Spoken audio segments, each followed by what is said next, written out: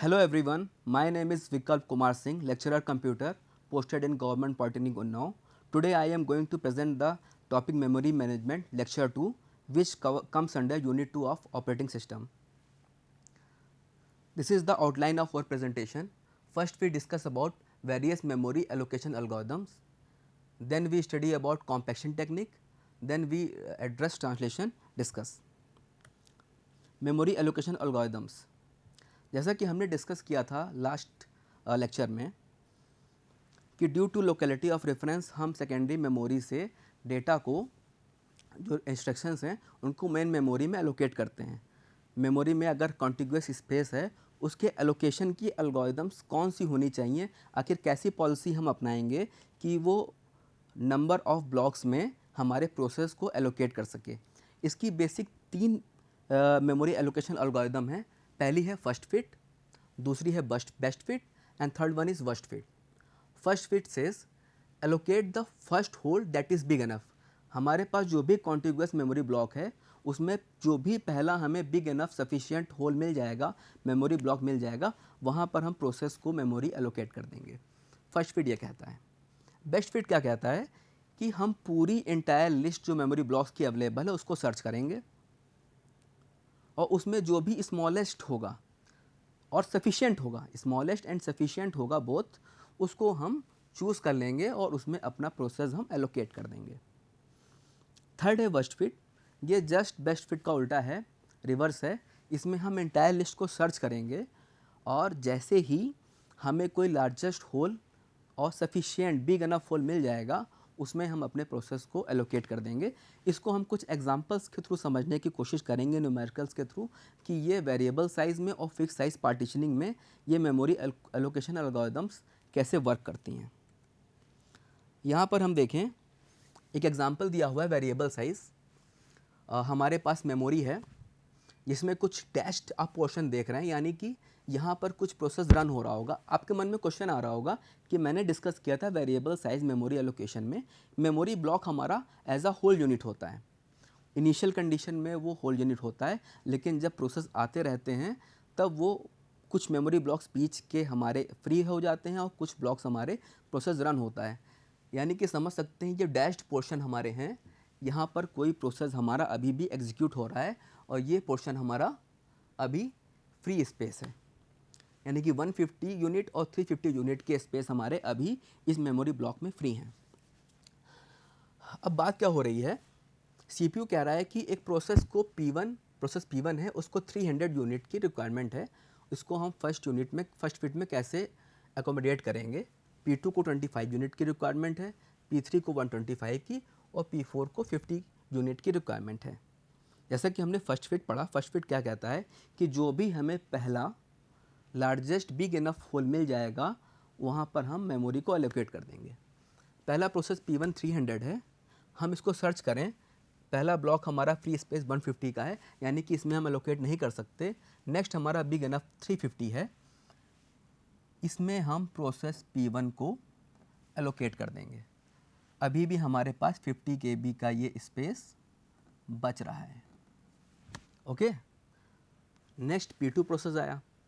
P2 की demand है 25 unit की, KB की, हम KB के टर्म में यूनिट को कह रहे हैं। जैसे ही पहला आया 150 KB sufficient enough to allocate the memory for P2, तो हमने 25 यूनिट यहाँ पर P2 को एलोकेट कर दी।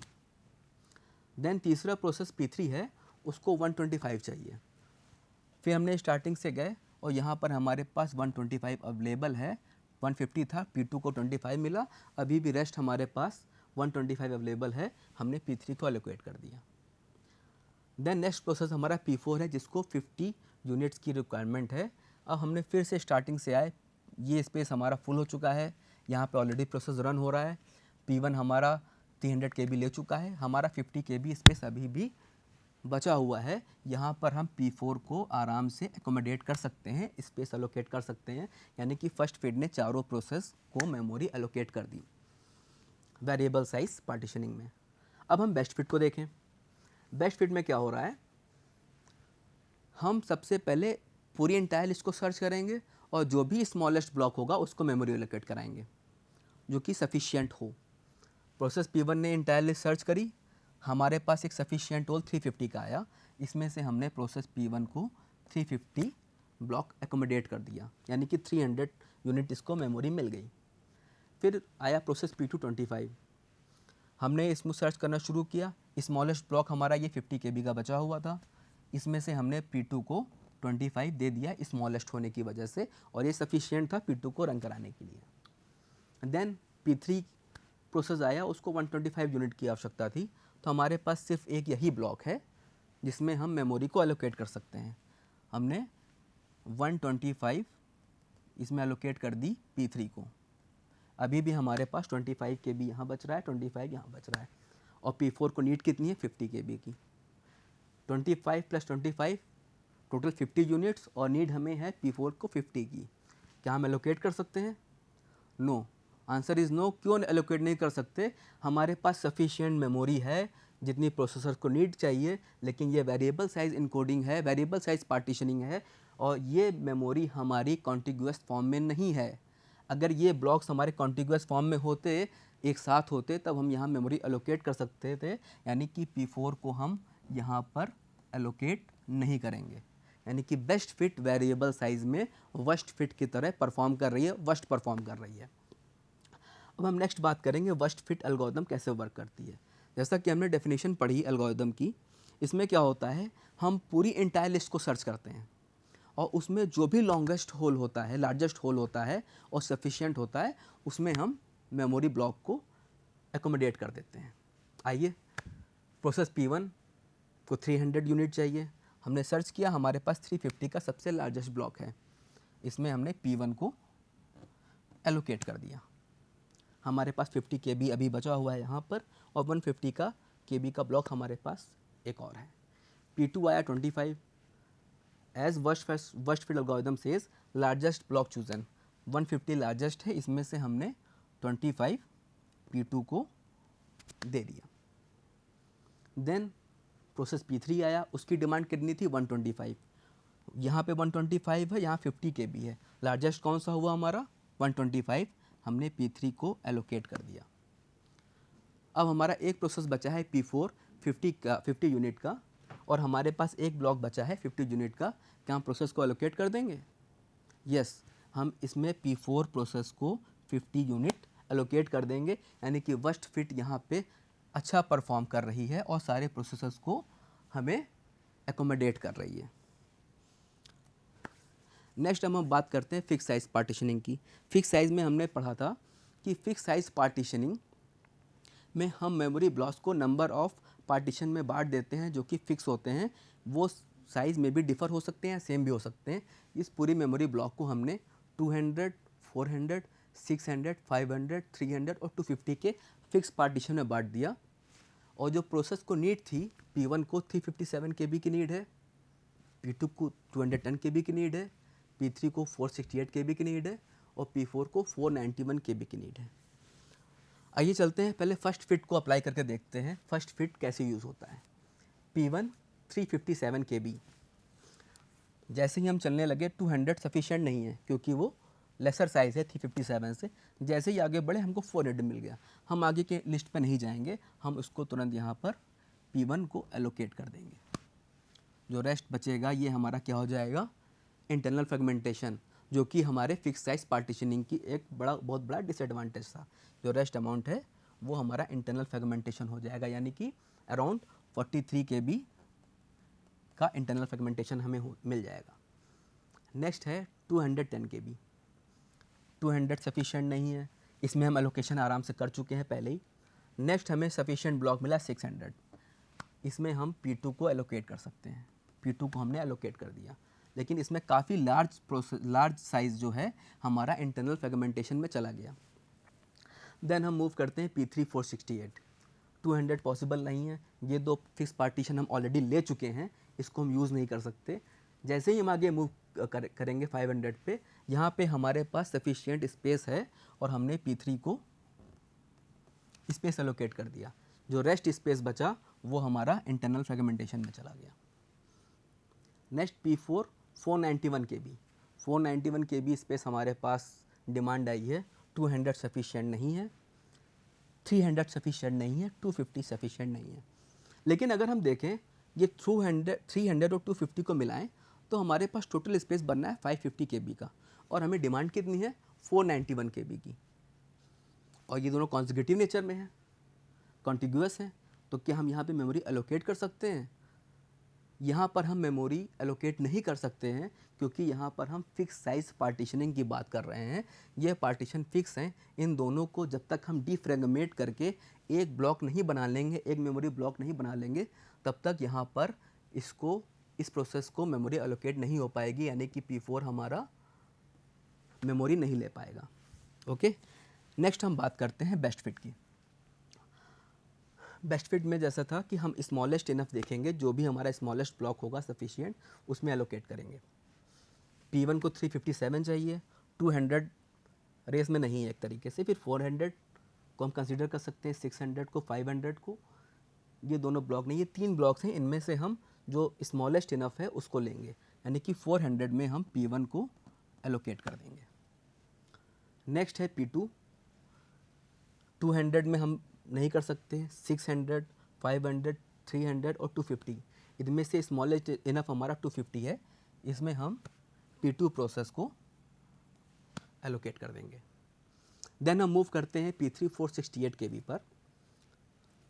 200 KB वाले को हम कंसीडर नहीं करेंगे, 600, 500 और 300, तो हम 500 वाले को कंसीडर करेंगे और इसमें P3 प्रोसेस को एलोकेट कर देंगे। देन हमारे पास बचा एक P4 491 KB का प्रोसेस, हमारे पास 600 का ब्लॉक है, इसमें हम P4 प्रोसेस को एलोकेट कर देंगे। यहाँ पर हमारे सारे प्रोसेस बेस्ट फिट में आ गए और इसमें लेस इंटरनल फ्रेगमेंटेशन भी हमारा अकर हुआ। अब हम बात करते हैं वर्स्ट फिट की। वर्स्ट फिट में हम कहते थे कि हम पूरे इंटायर लिस्ट को सर्च करेंगे और जो भी लार्जेस्ट होल हमारा होगा उसमें हम अपने प्रोसेस को अकोमोडेट कराएंगे। हमने पूरी लिस्ट को सर्च किया, P1 की डिमांड 357 है और सबसे लार्जेस्ट होल हमारा 600 का है, तो हमने इसमें P1 को अकोमोडेट कर दिया। देन हमारा प्रोसेस P2 आया, 210 KB नीड है, सबसे लार्जेस्ट होल हमारा कौन सा है 500 का, इसमें हमने P2 को अकोमोडेट कर दिया। फिर नेक्स्ट हमारी रिक्वायरमेंट है P3 468 KB, 200 सफिशिएंट नहीं है, 400 सफिशिएंट नहीं है, 300 250 कोई सफिशिएंट नहीं है, यानी कि P3 को हम एलोकेट नहीं कर पाएंगे। P4 को देखें, 200 सफिशिएंट नहीं है, 400 सफिशिएंट नहीं है, 300 250 सफिशिएंट नहीं है, यानी कि P4 को भी हम एकोमोडेट नहीं कर पाते हैं इन फिक्स साइज पार्टीशनिंग में वर्स्ट फिट के केस में। यानी कि अगर फिक्स साइज पार्टीशनिंग में बेस्ट फिट हमारी बेस्ट परफॉर्म कर रही है और वर्स्ट फिट हमारी वर्स्ट परफॉर्म कर रही है। This is the memory allocation algorithms. अब हम बात करते हैं कॉम्पैक्शन टेक्निक की। वेरिएबल साइज पार्टीशनिंग में एक्सटर्नल फ्रेगमेंटेशन की प्रॉब्लम आ रही थी। हो क्या रहा था, एक मेमोरी ब्लॉक था, उसमें कुछ प्रोसेस हमारे आ रहे थे, एग्जीक्यूट हो रहे थे, स्वैप इन हो रहे थे, और जिन प्रोसेस का कंप्लीशन हो रहा था उसको हम स्वैप आउट किए दे रहे थे। जब उनको हम स्वैप आउट कर रहे थे तो उनकी कुछ बीच के फ्रेगमेंट्स बच रहे थे जो कि कॉन्टिग्यूअस नेचर में नहीं थे। हमारे पास टोटल मेमोरी अवेलेबल थी, पर जो डिमांड हमारे पास आ रही थी उसे हम फुलफ़िल नहीं कर पा रहे थे। तो इस केस में हम क्या करेंगे, अगर हम फिगर को ध्यान से देखें, ये वेरिएबल साइज पार्टीशनिंग का एग्जांपल है। हमारे पास 3 प्रोसेस अभी रन हो रहे हैं, P1, P2 एंड P3। ये तीनों प्रोसेस जो हैं अपना स्पेस लिए हुए हैं, और ये जो फ्री स्पेस दिख रहा है 12 KB का, फ्री स्पेस 10 KB का और फ्री स्पेस 9 KB का, इस पर यहाँ पहले कोई प्रोसेस एग्जीक्यूट हो रहे होंगे जिन्होंने अपना कंप्लीशन करके वापस सेकेंडरी मेमोरी में चले गए। अब हमारे पास नॉन कॉन्टिग्यूअस फॉर्म में ये स्पेस एलोकेटेड है। CPU ने कोई डिमांड की कि एक प्रोसेस हम भेज रहे हैं P4 जिसका साइज़ है 13 KB, उसको आप इसे एलोकेट कर दो। हमारे पास मैक्सिमम साइज़ फ्री अवेलेबल है 12 KB का। हमारे पास दूसरा टोटल स्पेस देखा जाए 12 + 10 22, 20 + 9 31 KB का टोटल स्पेस हमारे पास अवेलेबल है, पर 13 KB का हम मेमोरी एलोकेट नहीं कर सकते किसी प्रोसेस के लिए, क्योंकि ये कॉन्टिग्यूअस नेचर में नहीं है। और इसको हम एक्सटर्नल फ्रेगमेंटेशन कहते हैं। तो यहाँ पे कॉम्पैक्शन टेक्निक आई। कॉम्पैक्शन टेक्निक में क्या हुआ, जितने भी हमारे प्रोसेस हैं उनको हमने सक करके एक तरफ कर लिया और फ्री स्पेसेस को हमने एक तरफ कर दिया। इससे क्या हुआ कि हमारा फ्री स्पेस कॉन्टिग्यूअस फॉर्म में आ गया और जितने रनिंग प्रोसेस थे वो हमारे एक तरफ चले गए। अब प्रोसेस कोई डिमांड करेगा अप टू 31 KB तक, तो हमारे पास स्पेस अवेलेबल है, ये फ्री स्पेस अवेलेबल है, इसमें हम अपनी मेमोरी को प्रोसेस को मेमोरी एलोकेट कर सकते हैं ड्यू टू कॉम्पैक्शन टेक्निक। लेकिन इसमें प्रॉब्लम क्या आती है कॉम्पैक्शन टेक्निक में? इसकी मेन प्रॉब्लम ये होती है, ये तीनों प्रोसेस रन हो रहे हैं, जब हम इनको रिलोकेट करेंगे इन सबके पास अपने अपने इंस्ट्रक्शंस होंगे, इसका इंस्ट्रक्शंस होंगे जिसका एक एड्रेस होगा। जब हम इसको मूव कराएंगे ऊपर की तरफ, यानी कि इनके एड्रेस को भी हमें रिलोकेट करना पड़ेगा, और जिस समय एड्रेस रिलोकेट कर रहे होंगे उस समय हमें अपने CPU को आइडल रखना पड़ेगा, और हम किसी भी कंडीशन में अपने CPU को आइडल नहीं रखना चाहते, हम CPU को हमेशा बिज़ी रखना चाहते हैं। तो ड्यू टू कॉम्पैक्शन टेक्निक जब हम अप्लाई करते हैं तो हमें P1, P2, P3 के प्रोसेस को कुछ समय के लिए होल्ड करना पड़ेगा जब तक वो रिलोकेट ना हो जाए और फ्री स्पेस ना मिल पाए। इसलिए हम कॉम्पैक्शन टेक्निक को अब प्रिफर नहीं करते हैं। इस तरह के मेमोरी स्पेस को यूटिलाइज़ करने के लिए हम नॉन कॉन्टिग्यूअस मेमोरी एलोकेशन देखते हैं कि वो मेमोरी कैसे एलोकेट हो सकती है। अब हम बात करते हैं एड्रेस ट्रांसलेशन की। जैसा कि हमने प्रीवियस लेक्चर में डिस्कस किया था कि हमारे मेन दो इशू होते हैं। एक होता है मेमोरी एलोकेशन का इशू, जो कि हमने डिस्कस कर लिया कॉन्टिग्यूअस फॉर्म में, कॉन्टिग्यूअस नेचर में कैसे एड्रेस एलोकेशन होता है। अब कॉन्टिग्यूअस एलोकेशन में एड्रेस ट्रांसलेशन कैसे होता है इसको डिस्कस करेंगे। ये जो हमारा दूसरा इशू था। होगा क्या, ये देख रहे हैं मेमोरी है, ये हमारी मेन मेमोरी है, इसको एक बैकिंग स्टोर मिल रहा है, कहाँ से? सेकेंडरी मेमोरी से। जब भी CPU कोई रिक्वेस्ट करता है, जब भी CPU हमारा कोई रिक्वेस्ट करता है वो सेकेंडरी मेमोरी के लिए करता है, लेकिन जो इंस्ट्रक्शंस यहाँ पे अवेलेबल होंगे due to locality of reference, इस मेमोरी में स्पेस एलोकेट हो जाएगा। CPU जो लॉजिकल एड्रेस जनरेट कर रहा है वो हमारा सेकेंडरी मेमोरी के लिए है, पर हमको बाय हुक बाय क्रुक इसको मेन मेमोरी के लिए एलोकेट करना है। तो यहाँ पर देखें, CPU ने एक लॉजिकल एड्रेस जनरेट किया, इसको अभी हम भूल जाते हैं कि ये क्या है। CPU ने एक लॉजिकल एड्रेस जनरेट किया, वो यहाँ गया, यहाँ पे एक रिलोकेशन रजिस्टर दिख रहा है। ये रिलोकेशन रजिस्टर क्या है? हमने इस इंस्ट्रक्शंस को यहाँ जब मूव कराया तो यहाँ का कुछ बेस एड्रेस था, उसके बाद जो नंबर ऑफ इंस्ट्रक्शंस यहाँ पर आ रहे हैं, अगर हमें ये बेस एड्रेस पता हो और ये कॉन्टिग्यूअस मेमोरी एलोकेशन हो तो हम सिंपल सी बात है बेस एड्रेस में उस मेमोरी लोकेशन को ऐड कर देंगे, तो जो इंस्ट्रक्शन CPU को चाहिए हम इजीली दे सकते हैं। मान लीजिए हमने 50 इंस्ट्रक्शंस फेच करके due to locality of reference main memory में मेमोरी एलोकेट करी। CPU ने एक एड्रेस जनरेट किया 25 और यहाँ पे बेस एड्रेस हमारा था 100। ये 100 हमारा बेस एड्रेस है और हमें इसकी 25 लोकेशन चाहिए, और हमने इसको कहाँ प्रीफेच करके डाल दिया है? मेन मेमोरी के अंदर। CPU ने लॉजिकल एड्रेस जनरेट किया, हम यहाँ पर आए, रीलोकेशन रजिस्टर में इस मेन मेमोरी का बेस एड्रेस पड़ा हुआ है 100 + 25 125, और हमें इस 25 लोकेशन की इंस्ट्रक्शन एक्सेस हो गई, यानी कि हमने एड्रेस को कॉन्टिग्यूअस मेमोरी एलोकेशन में ट्रांसलेट कर लिया। एक दूसरा एग्जांपल देखते हैं। अगर मान लीजिए हमें 21 इंस्ट्रक्शन चाहिए हो, सेम ऐसे ही जाएगा, बेस में ऐड होगा 100 + 21 121 इंस्ट्रक्शंस हमें यहाँ पर मिल जाएगा। ओके, लेकिन इसमें एक प्रॉब्लम आती है, इसमें एक सिक्योरिटी प्रॉब्लम इशू आता है। CPU अगर कोई ऐसा एड्रेस जनरेट कर रहा है इंटेंशनली और अनइंटेंशनली जो कि उस प्रोसेस के इंस्ट्रक्शंस के बाहर है, जैसे कि हमने बात की थी यहाँ पर 50 इंस्ट्रक्शंस आ रहे थे मेन मेमोरी में, लेकिन CPU ने मोर देन 50 यानी कि 75 नंबर का एड्रेस जनरेट किया, और हमारे पास ये टोटल 50 इंस्ट्रक्शंस हैं, ठीक है। जब 75 किया और रीलोकेशन एड्रेस में हमारे 100 बेस एड्रेस है, तो एड्रेस क्या बनेगा हमारा 175। जब 175 एड्रेस बनेगा तो ये हमारा कहाँ चला जाएगा, इस प्रोसेस को एक्सेस करेगा, यानी कि जो प्रोग्राम सीपीयू एग्जीक्यूट कर रहा है उसके बाहर का एड्रेस एग्जीक्यूट करेगा, जो कि हमारे लिए एक सिक्योरिटी थ्रेट है।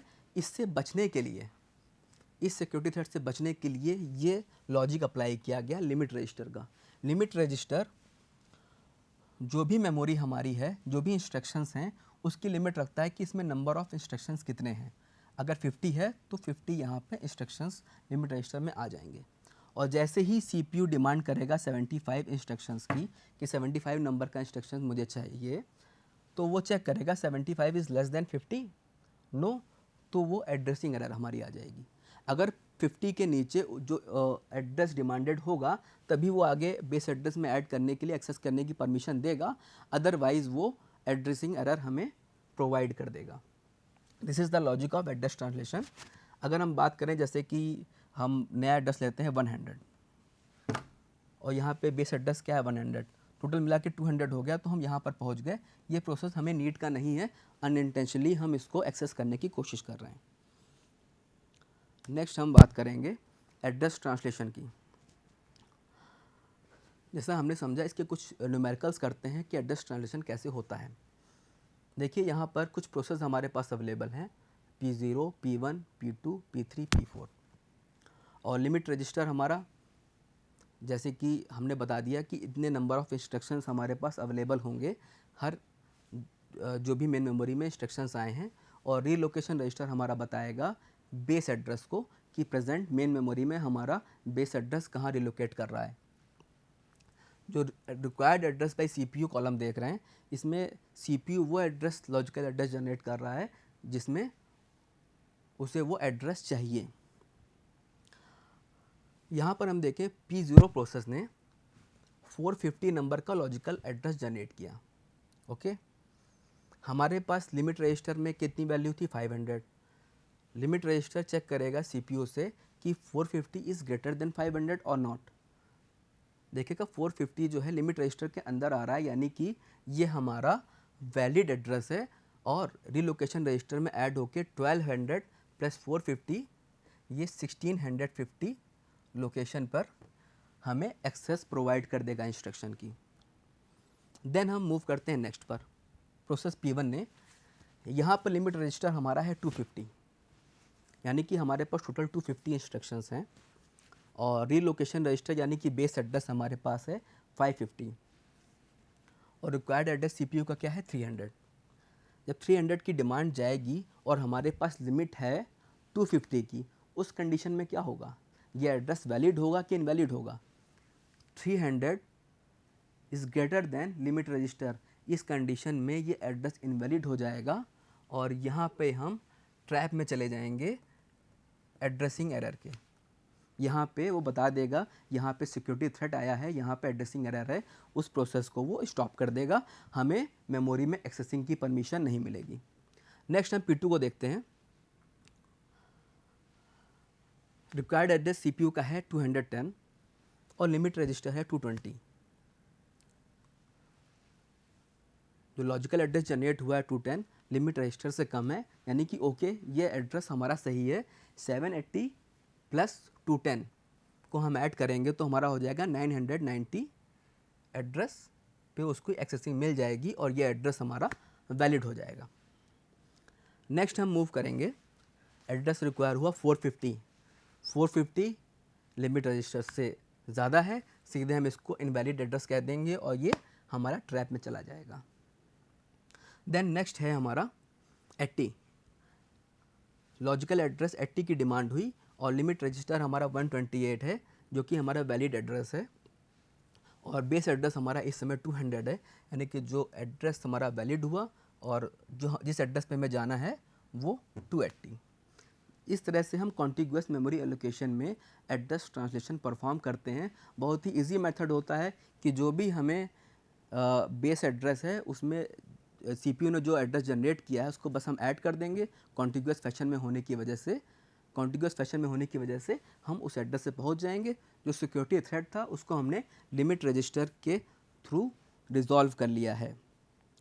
तो जैसा कि हमने पूरे कॉन्टिग्यूस मेमोरी एलोकेशन में पढ़ा कि हमारी मेमोरी हायरार्की कैसे वर्क करती है, हमारा मेमोरी एलोकेशन स्कीम कैसे होती है, मेमोरी एलोकेशन एल्गोरिदम्स कैसी होती हैं और एड्रेस ट्रांसलेशन कैसे होता है। इसको करने के बाद जब हम नेक्स्ट लेक्चर देंगे तो नॉन कॉन्टिग्यूस मेमोरी एलोकेशन के बारे में डिस्कस करेंगे। These are the references. Thank you. आशा है कि आपको उपयुक्त चीज़ें समझ में आई होंगी। धन्यवाद।